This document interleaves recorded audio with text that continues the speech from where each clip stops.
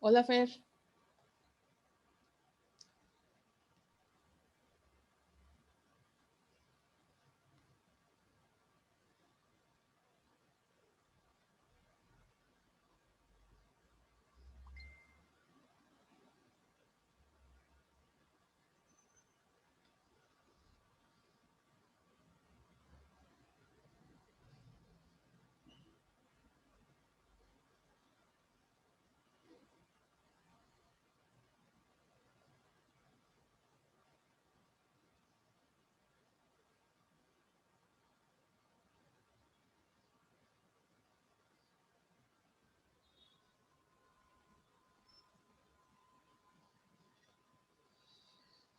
Hola, chicos, nada más ustedes. No llegan los demás. Hola, maestra. Bueno, mientras vayan poniendo presente, y acabo de recordar algo, así es que permítanme tantito. Bueno, mientras voy poniendo la diapositiva. Y para que, recuerden que que vamos iniciando unidad, por lo tanto, dejen una hoja para su portada.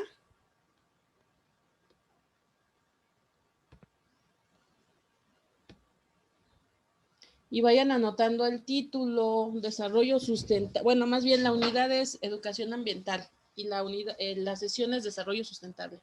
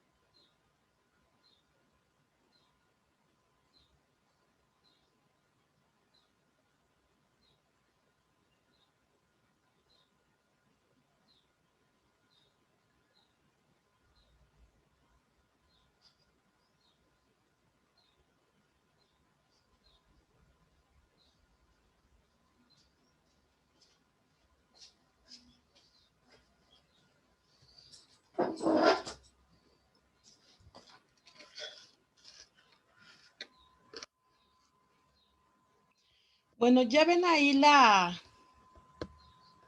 diapositiva? No. No. Me fui y no la compartí. Bueno. José, ¿te sabes la parábola del hijo pródigo?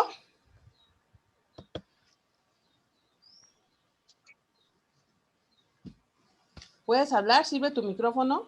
Sí, profa. Sí, puedo hablar. ¿Sí? ¿No te sabes la parábola del hijo pródigo? No. Bueno, pues búscala. Así como dice esa parábola, así estoy yo ahorita contigo. Buenas. Bueno, ya somos la mayoría.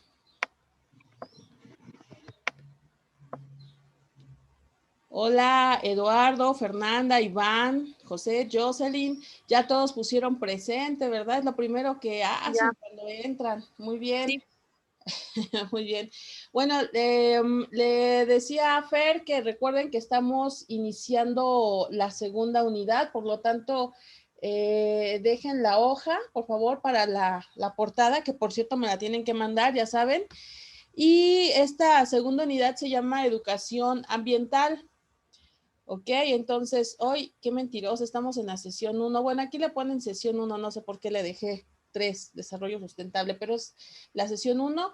Acuérdense, estamos a 25, ya nos comimos el segundo mes de este año. Ya prácticamente terminamos febrero, entonces estamos a 24, perdona. Hoy es Día de la Bandera. Qué bueno. Ya no estamos en presencial, pero de todas maneras, pues ya en nivel prepa ya no hacemos honores a la bandera, si no, si estuviéramos en la primaria, en la secundaria, estaríamos haciendo ahorita honores. Bien, pues vamos a comenzar con nuestro tema, la noción de la naturaleza en la humanidad. La verdad es que los seres humanos a lo largo de nuestra historia, desde que somos seres racionales y sobre todo también desde que llevamos, digamos, como un registro de nuestra manera de pensar y de sentir, pues hemos visto que nuestra relación con la naturaleza ha ido variando. Les voy poniendo toda la diapositiva para que la vayan anotando. Nuestra manera de pensar, nuestra manera de sentir y de relacionarnos con la naturaleza, pues ha sido diferente. Podemos identificar el tiempo de los antiguos griegos, nos dice aquí en el tiempo presocrático, cómo ellos, cómo los griegos antiguos, pues pensaban o se relacionaban de la naturaleza, tomándola como un todo. Cosmos significa eso, y es algo que está ordenado, ¿no? Algo que en algún momento estuvo desordenado, pero que se fue acomodando. Entonces, cuando nosotros pensamos en un cosmos, o más bien cuando los griegos nos hablan de un cosmos, es por una visión que tienen acerca de esta complejidad, pero una complejidad ordenada. Lo opuesto, digamos, sería el caos que va ordenándose. No es que el caos esté desordenado, sino simplemente está en un momento en que se va estructurando.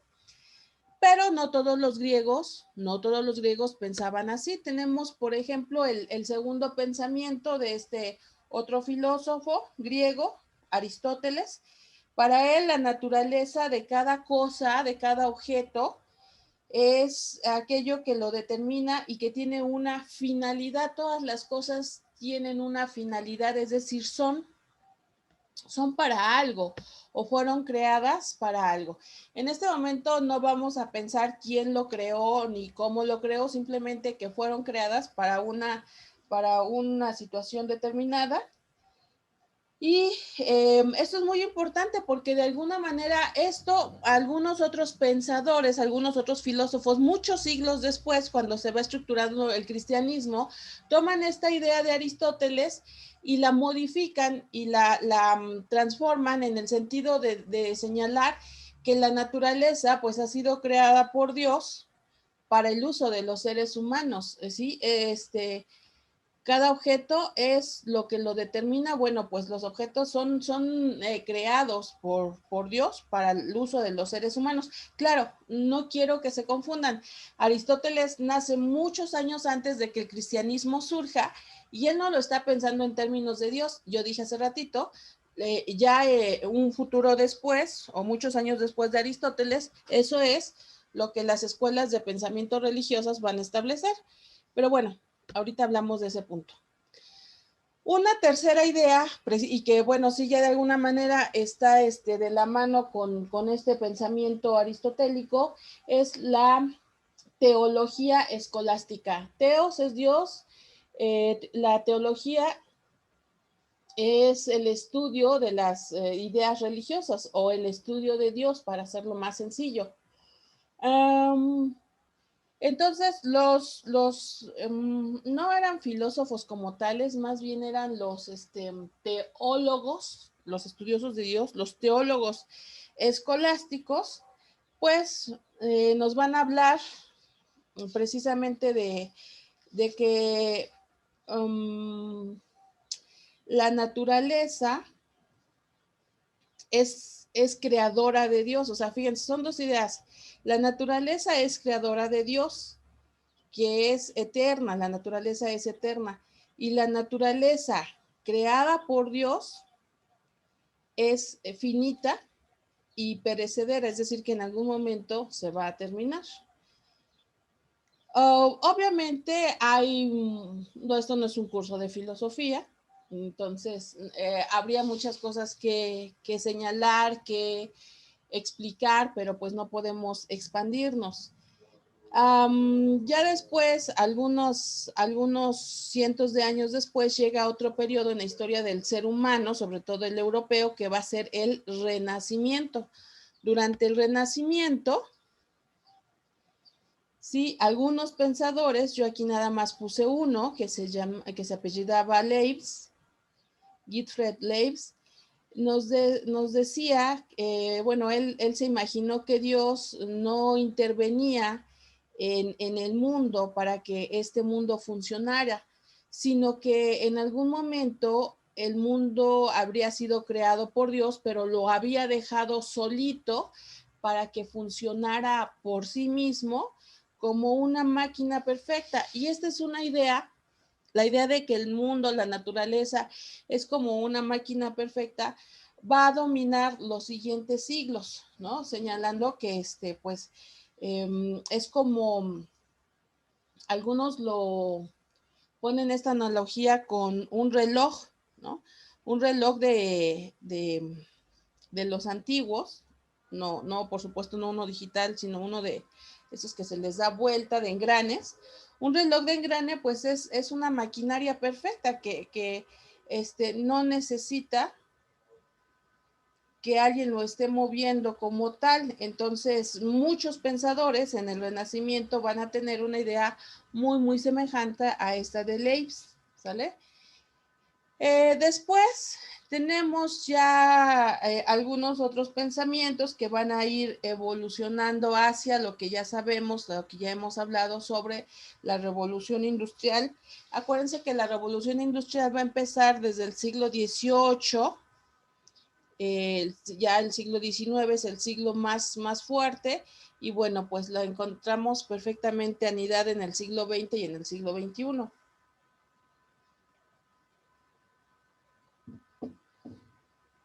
Pero bueno, en el siglo de la Revolución Industrial o durante la Revolución Industrial, ya muchos pensadores, muchos científicos, muchos sabios se van a dar cuenta de esto que está sucediendo en la naturaleza.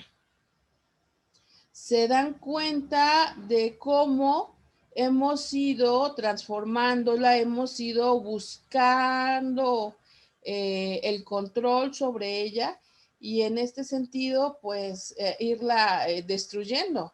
Ya empezamos a hablar de una amenaza sobre el medio ambiente. Yo les decía en la clase pasada o antepasada acerca de este hombre Robert Malthus, quien ya de alguna manera se anticipaba este pensamiento de que si nosotros seguíamos reproduciéndonos a la escala que se hacía en aquel entonces, pues no habría de alguna manera algo que no habría manera de producir el alimento suficiente para satisfacer las necesidades de todos los seres humanos, y con esto pues nos llevaríamos pues a todo, no solamente a la humanidad, sino también a la naturaleza, pues a, a un declive. Entonces ya en la revolución industrial se dice atisbos, es decir, ideas apenas muy pequeñas, muy incipientes, ideas que muy pocos les hacían caso, que la gran mayoría pues pensaban que eran erróneas, que eran tonterías, etcétera. O sea, pensaban negativamente en el sentido de que la naturaleza iba a poder sufrir un revés como lo estamos viendo hoy en día. No se creía. Y bueno, pues a lo mejor no es tanto que no se hubiera creído, sino más bien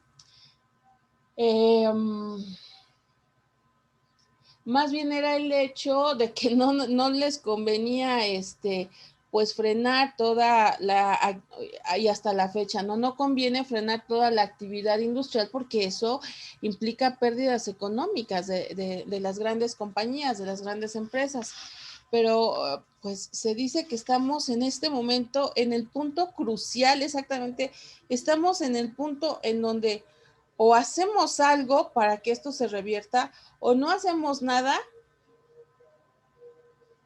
y todo termina. Y aquí, pues desgraciadamente, los más afectados son ustedes, ¿no? ¿Qué se puede hacer hoy? Y entonces empiezan a acuñarse nuevos términos como sustentabilidad, que es algo de lo que vamos a hablar ahorita, ¿no? Se comienza a hablar, se comienza a pensar en términos de lo que es el desarrollo sustentable. Espero que le tomen una captura de pantalla, si es que todavía les falta, y espero ya acabemos. que hayan terminado. ¿Me espero? Bueno, ya está. Uno nada más. Ya No, ya estamos. está. Ya, profa. Ok, seguimos entonces. Desarrollo sustentable. ¿Qué es el desarrollo sustentable? Como les decía yo, esto es un concepto relativamente nuevo. Nos dice aquí, es un tipo de desarrollo que busca satisfacer las necesidades de la población actual. Esto es bien importante, o sea, lo que ahorita se necesita, pero sin perder de vista que debemos de cuidarlo porque no nos pertenece única y exclusivamente a los que estamos aquí y ahora en el planeta. Necesitamos utilizar los recursos sin afectar, nos dice aquí, sin afectar los intereses de las poblaciones futuras. Ustedes que ya están aquí y los que siguen, ¿no? Mis nietos, sus hijos, los hijos de sus hijos. Entonces necesitamos aquí y ahora comenzar a pensar ya en un desarrollo sustentable. Es cierto que no puedo dejar de producir energía eléctrica. El mundo ya no podría funcionar sin energía eléctrica como lo hizo por miles y miles de años. Ok, pero si ya no se puede dejar de utilizar energía eléctrica, ¿qué puedo hacer para no contaminar al producirla? Digo, este sería uno de cientos de preguntas que podemos hacernos con relación al desarrollo sustentable. El siguiente punto nos dice que el desarrollo sustentable pues tiene diferentes características. Bueno, aquí al menos nos maneja dos situaciones importantes. La primera nos habla de las necesidades, específicamente de las necesidades que tienen los pueblos pobres y de los cuales hay que tomar prioridad. También si nos remontamos a cuestiones filosóficas nos daríamos cuenta que de repente pues solemos pensar mucho en lo individual, en mí y en el aquí y en el ahora, pero pues ha llegado el momento de entender que estamos interrelacionados, ¿no? Es una de las cosas que vamos a ver ahorita más adelante. Somos un mundo interrelacionado y de alguna forma lo que a mí me afecta o lo que a mí me afecte también va a afectar en otra parte del mundo. Entonces necesitamos identificar cuáles son las necesidades de todo el planeta, no solamente del lugar donde yo estoy. Por ejemplo, las necesidades de aquí de la ciudad, pero versus también las necesidades de los campos, de los pueblos, por ejemplo, ¿no? Las necesidades de los países ricos, pero también las necesidades de los países pobres, es decir, que están en cierta desventaja. Y el siguiente punto que nos anotan aquí son las limitaciones impuestas por los estados actuales, es decir, por los países, por la tecnología, las instituciones sociales, insisto, que buscan satisfacer aquí y ahora, pero que ya no podemos estar pensando. Por 200 años o más de 200 años hemos pensado en el aquí y ahora, y esto es lo que nos está llevando a un futuro verdaderamente incierto, ¿no? Entonces, ¿qué podemos hacer? Pues buscar estas estrategias que nos atañen a todos, porque de repente parecería ser que nada más son responsabilidades del gobierno, pero la verdad es que nosotros también tenemos nuestras propias responsabilidades. Una cosa que ya hemos hablado, por ejemplo, la mala utilización o el sobreuso que hacemos de la energía eléctrica. ¿Cuántas veces estamos en un cuarto y tenemos prendido otra luz en otro cuarto?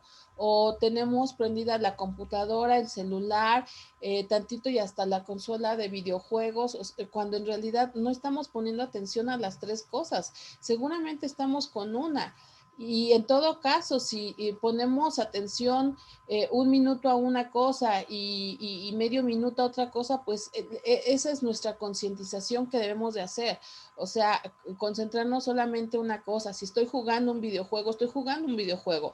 No puedo estar también hablando con otras personas. Si esto implica tener otro aparato encendido o gastando energía eléctrica, ¿no? Por ejemplo, el concientizarme que no porque haya aparatos de reciente tecnología los voy a utilizar si mis aparatos todavía sirven. Y todo, ¿por qué? Por vanidad, por manejar un estatus, porque muchas veces es la vanidad, el ego, de decir, yo tengo este aparato de última generación, ¿no? Yo tengo este nuevo celular o esta nueva televisión, cuando en realidad nuestros aparatos de todos los días todavía funcionan. Eso genera una gran contaminación y eso sí es responsabilidad de nosotros.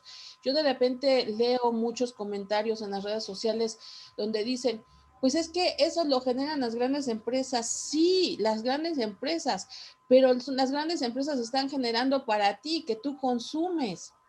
Entonces, sí eres parte del problema.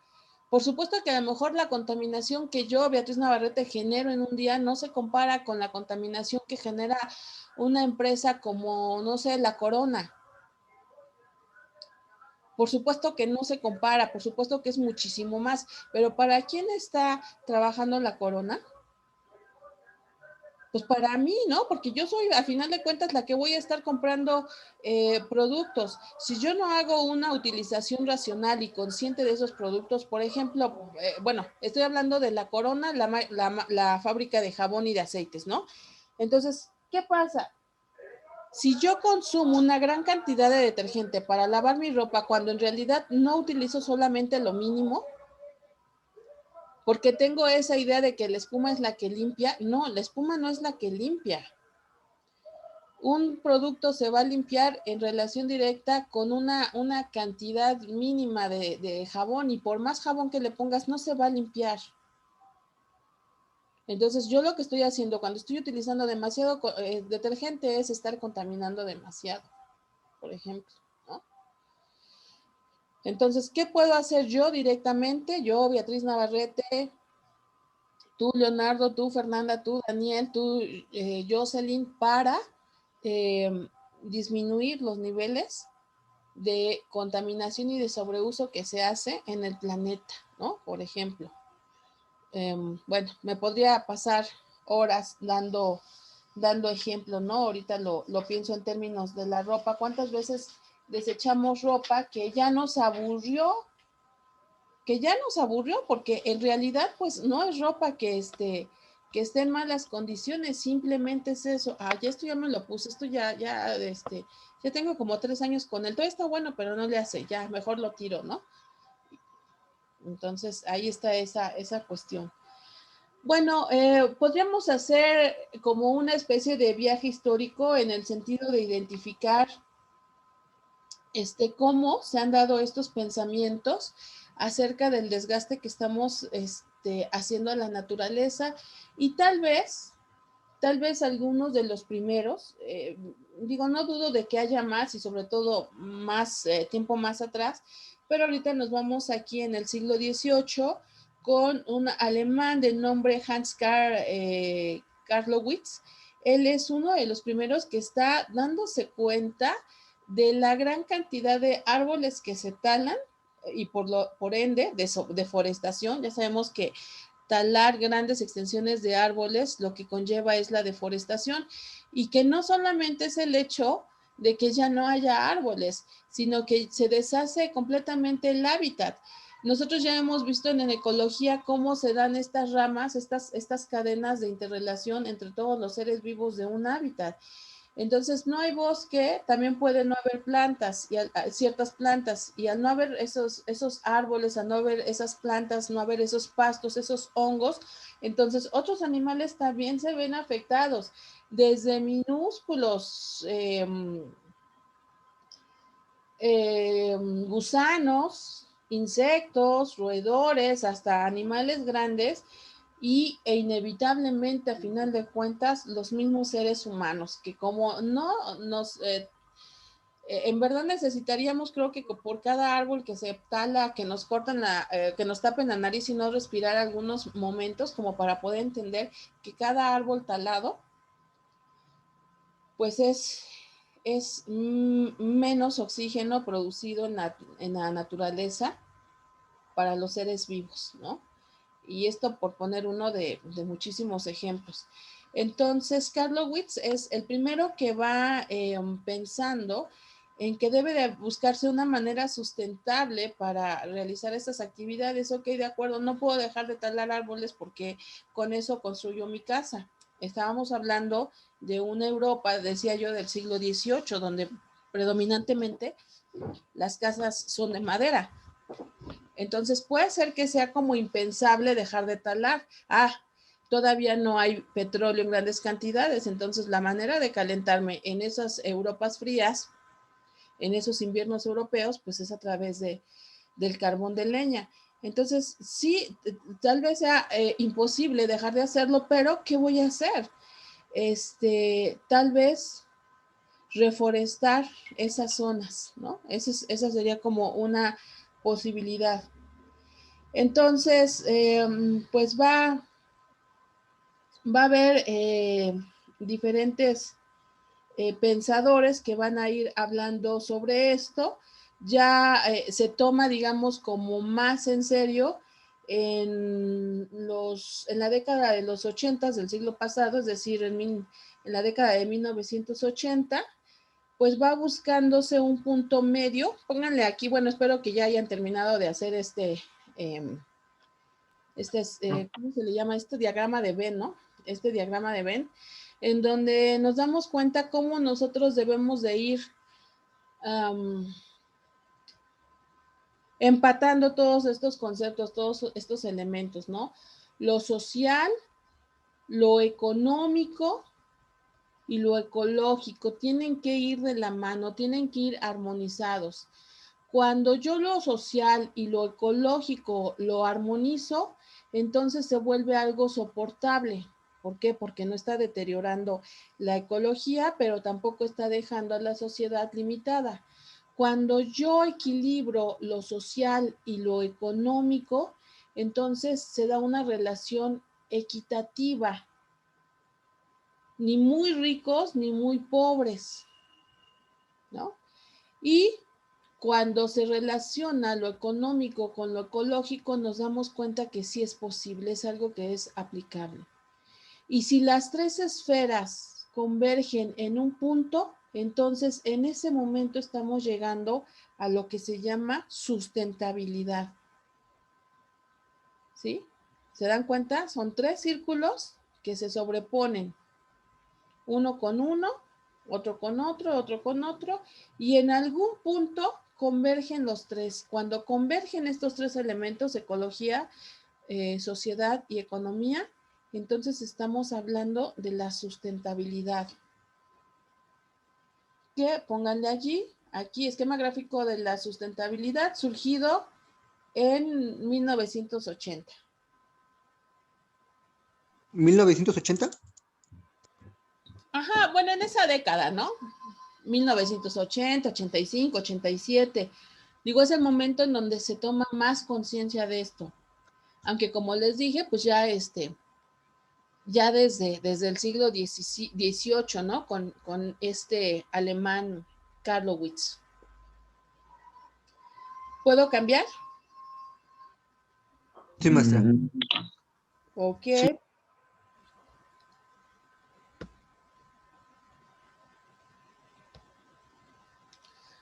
Bien, como les decía, pues podemos identificar ya muchas personas, esto ya lo vimos en biología y también lo vimos en ecología. Sería simplemente recordar que pues la ecología es una disciplina científica surgida en la biología, que desde la antigüedad podemos identificar diferentes estudios y reflexiones ecológicos, aunque tal vez las personas de aquellas épocas no utilizaban todavía este término de ecología, pues ya hubo muchos intentos por explicar cómo se dan esas relaciones tan intrincadas entre todos los seres vivos, ¿no? Recuerden que no solamente vemos plantas y animales. ¿Qué más sabemos? Hongos, bacterias. Ajá. Extraterrestre. Cinco reinos. Ya me dijiste hongos, ya dije plantas y animales, me faltan 2.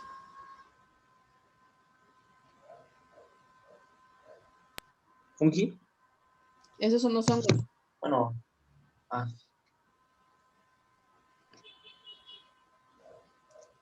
¿Qué más? Monera. Monera y los proteína. vegetales. Ahí está, ¿vale? Bueno, tenemos aquí una imagen de Carlos Linnaeus, este naturalista sueco que ya habíamos estudiado, creador de la taxonomía, que son las formas de clasificación. Recuerden que Linnaeus nos hablaba, o más bien propuso un sistema para nombrar los seres vivos, un sistema binario, bi de dos nombres, en donde pues se le da el nombre a los diferentes seres vivientes de acuerdo a un adjetivo y un sustantivo. Recuerden que nosotros somos Homo sapiens, ¿no? Tenemos aquí ya un estudio científico, insisto, porque siempre se ha estudiado esto, pero a lo mejor ya desde este siglo XVII, pues con ya una forma más metódica, una forma más científica, ¿no? Después tenemos a Charles Darwin. Recuerden que él es el que propone esta idea de la evolución natural, la selección natural, o más bien que la evolución se da a través de la selección natural, ¿no? Eso sería lo más adecuado. En 1859 escribe este libro del origen de las especies. Recuerden, lo he dicho hasta el cansancio, Darwin jamás dijo que veníamos de los monos. Darwin dijo que veníamos de ramas colaterales. Y esto es, en el árbol de la vida todos somos parientes. Todos tenemos una rama propia, pero estamos emparentados, ¿no? Entonces, esto nos va a ir dando una idea de lo que es, una idea actual, o no quiero decir moderna, pero contemporánea, tal vez sería la palabra, de lo que es la naturaleza. Tenemos también al gran naturalista Alexander von Humboldt, quien también, al igual que Darwin, pero algunos años antes, pues hace un viaje interesante por muchas partes del mundo. Él también va recogiendo plantas y animales y va analizando las relaciones que hay entre ellos, cómo se han ido adaptando. Entonces, tenemos ya, digamos, un estudio más concienzudo de lo que sería la biología y por lo tanto la ecología. Ya nada más para recordar, recuerden, bueno, para recordar, ya habíamos dicho en algún momento que la ecología es la ciencia que se ocupa de estudiar las relaciones de los organismos con su medio externo, con el medio externo que está alrededor de ellos, y que es una rama de la biología. Recuerden que dentro de la biología pues tenemos biología celular, marina, botánica, que hace referencia a las plantas, la ecología, que es el estudio de nuestra casa. También esta es una definición de ecología, el estudio de nuestra casa, entendiendo la tierra precisamente como tal. Fisiología, que es el estudio del funcionamiento de los órganos, la genética, que nos habla de la herencia, la histología, que nos habla de las células, y la zoología, que nos habla de los animales, ¿sale? Todo esto entonces nos lleva ya a comprender un concepto que también ya hemos visto, que es la biodiversidad. No lo ¿Le podría apunté. regresar a la anterior, perdón? Sacarle captura. Sí. Dale. Si ya se lo saben esto de memoria, ¿no? Sí, pero nunca viene mal un recordatorio. Ahora en Sí, unos pero meses que hagan su examen para la universidad, esto va a ser papita. no, sí, maestra, pero es que No, como que para dice la que universidad. apuntemos, se me olvidó apuntarlo. Ay, perdón, no sabía que te ibas a meter en una universidad particular y que no necesitabas hacer examen de selección. No, cambies, ya no voy a meter nada, ya estoy harto de tantos cuadernos y así. Virgen Santa. Bueno, ok. Para los que sí van a hacer examen de selección a la universidad. Espero que sean más de 5. Sí, Ahí maestra. está. ¿Ya le tomaron captura? Ya. Va. Entonces decíamos, vamos con este término de biodiversidad, ya lo hemos hablado, que habla precisamente de la gran cantidad de seres vivos que hay, entendiendo por seres vivos todos estos 5 reinos, ¿no? Y posibles nuevas, ¿cómo se llama? Pues formas de vida que se encuentran en el futuro, ¿no? Aquí y ahora, siglo XXI, principios del siglo XXI, hablamos de 5 reinos. Ya después, si cuando tengan hijos les toca hablar de un nuevo reino, bueno, ya dirán, ay, en mis tiempos nada más había 5. Bien, bueno, pues esta biodiversidad, recuerden, es la variabilidad de los organismos vivos del mismo origen o de distintos orígenes con respecto a los ecosistemas y a las relaciones de los ecosistemas que hay donde ellos viven. Desgraciadamente, pues hay muchos estudios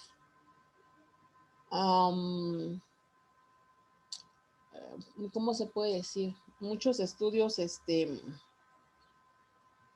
que han auspiciado diferentes organizaciones, universidades privadas en todo el mundo, la ONU, etcétera. Universidades públicas y privadas, perdón, la ONU, que nos señalan que desgraciadamente la cantidad de seres vivos que hay en el planeta pues cada vez es menor, va disminuyendo. ¿Cuáles son las causas de esa biodiversidad? Pues hay muchas. Podemos ver como el cambio en el subsuelo, pero ¿saben qué? Me estoy dando cuenta que ya nada más nos quedan 2 minutos. Voy a terminar esta sesión y ahorita conéctense nuevamente, por favor, ¿sale? ¿Al mismo ID? Oh, no, Sí, la misma. al mismo ID, sí, porque seguimos en ciencia, tecnología.